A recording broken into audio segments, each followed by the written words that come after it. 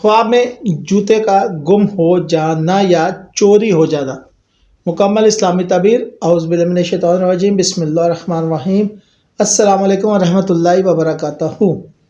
آج ہم خواب میں جوتا گم ہو جانا یا چوری ہو جانے کی مکمل اسلامی تعبیر پر بات کریں گے۔ امام ابن سیرین کے مطابق جوتا گم ہو جانا شریک یاد سے جدائی یا بیماری کی علامت ہے۔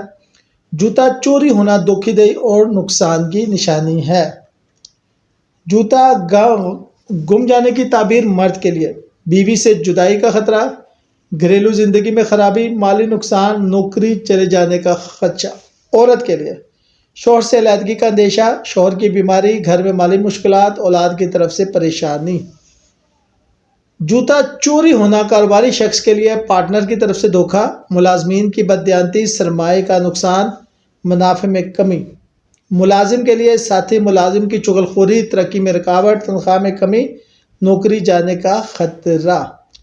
نیا جوتا گم ہونا، نئے رشتے کا خاتمہ، شروع ہونے والے کام کی ناکامی، تازہ شادی میں مشکلات۔ پرانا جوتا گم ہونا، پرانے تعلقات کا خاتمہ، طویل بیماری کا خاتمہ، پرانے مسائل کا حل۔ مہنگا جوتا چوری ہونا، قیمتی چیز کا نقصان، بڑے کاروبار میں دھوکہ اور املاک کی چوری۔